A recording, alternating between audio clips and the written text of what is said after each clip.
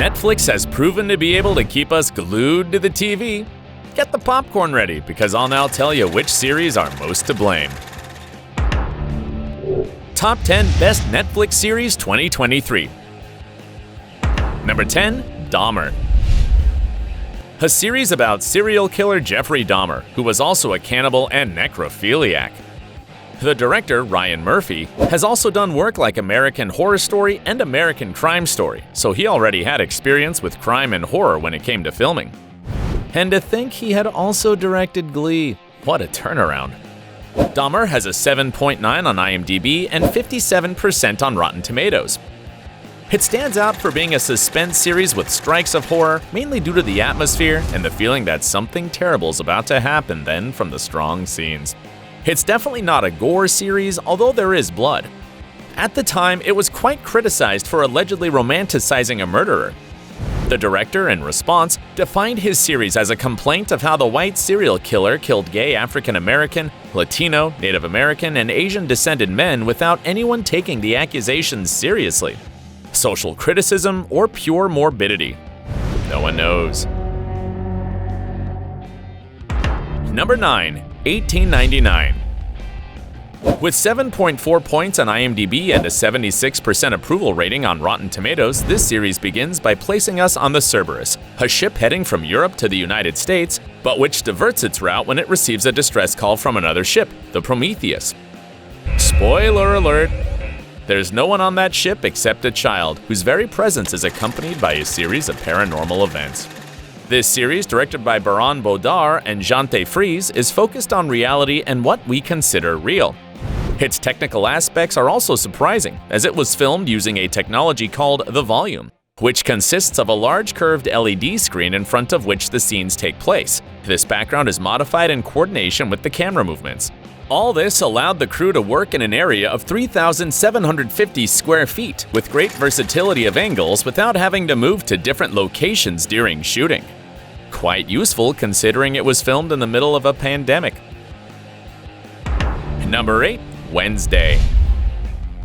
In this series, the daughter of the Addams family is enrolled in a boarding school for children with special powers, such as werewolves, vampires, gorgons, and mermaids. Soon, however, a series of mysterious murders begins to take place, and Wednesday sets out to find the killer. Not only is this a detective series, but also a teen slasher series, the kind that Netflix produces very well. You'll see a love triangle, conflicts between students, and the protagonist's rivalry with the most popular girl in school. Throughout the series, the gloomy look of the set design stands out in addition to the acid humor. The only person who gets to torture my brother is me. Which is director Tim Burton's imprint. If you've watched Corpse Bride, many of these things will ring a bell. Meanwhile, Jenna Ortega's lead performance has been very well received by critics. It's rated 8.2 on IMDb and has a 72% approval rating on Rotten Tomatoes. But not only that, in its first week alone, it achieved over 341 million hours watched, becoming Netflix's most watched English-language series in that time span. Number 7. House of Cards. There's no way you haven't heard of it. This political drama chronicling the rise of Machiavellian politician Frank Underwood to the pinnacle of American power was produced by director David Fincher, famous for being behind Fight Club and Social Network. While overall the series scored 8.7 on IMDb and 77% on Rotten Tomatoes, its final season was one of the most hated due to the absence of Kevin Spacey, who played Frank Underwood, because he was accused of sexual abuse. House of Cards is also a metadata prodigy. It was designed when Netflix thought very well about its early investments, not like now. David Fincher's movies were highly sought after on the platform. While data showed that once users watched a Kevin Spacey movie, they kept watching another and another by the same actor. It was a safe bet that paid off. The references to Shakespeare's theater are notorious. Frank Underwood's ruthless use of power is based on Richard III, while his relationship with his wife is based on that of Lord and Lady Macbeth. Number 6. Vikings.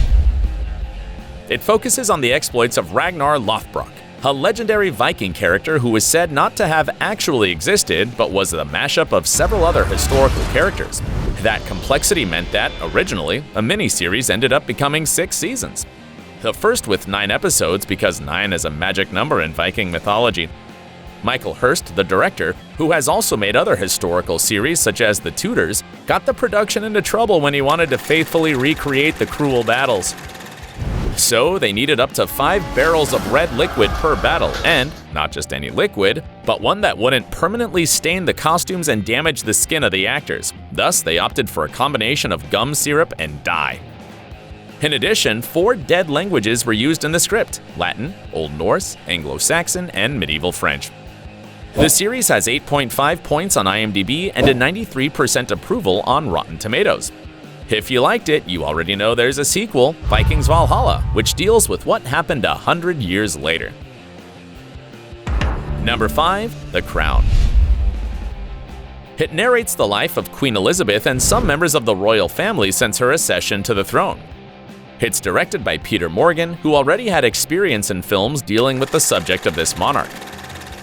In 2006, he made a film portraying Queen Elizabeth's reaction to Diana's death. In this series, the cast changes as the characters age. Claire Foy was in charge of playing the Queen in the first 2 seasons. In the following seasons, it was Olivia Colman, and in the last 2, it was Imelda Staunton, known for her role as Dolores Umbridge in Harry Potter. It has 8.6 points on IMDb, 86% approval on Rotten Tomatoes, and was already acclaimed since its first season. It also won the Golden Globe for Best Drama Series, beating out others like Game of Thrones. Now everyone is waiting for its 6th season, which will deal with Diana's death. If you like royal gossip, you'll love it. Number 4. Stranger Things. Set in an Indiana town in the 80s, this series begins when a 12-year-old boy mysteriously disappears, which triggers a series of events that lead the viewer to discover monsters like the Demogorgon and hidden worlds like the Upside Down. Among its strong points is a perfect recreation of the period, which not only plays with the nostalgia of the viewers, but is also a key element of the plot, because if it had been set years later, any photo or video taken with a cell phone would have ruined the mystery. It also highlights the depth of the characters, who although at the beginning may be shown with cliches such as the troubled teenager or the shy boy, they acquire more and more complexity as the plot progresses, making it possible to empathize with them. Stranger Things has 8.7 points on IMDb and 92% approval on Rotten Tomatoes. The 3rd season was watched by 40.3 million accounts in its first 4 days, 18.2 million of which had already finished watching it in that time. A Netflix record. Number 3. Black Mirror. Black Mirror is a series created by Charlie Brooker. The first 2 seasons were broadcasted on the British channel, Channel 4, but Netflix bought the rights and produced 3 more seasons. There are 5 seasons in total, but it doesn't have only one plot. Each chapter is independent and is set in a more technologically advanced era. The episodes are related to some technological advances, such as the ability to reproduce memories on a television screen or a neurological implant used to digitize the mind.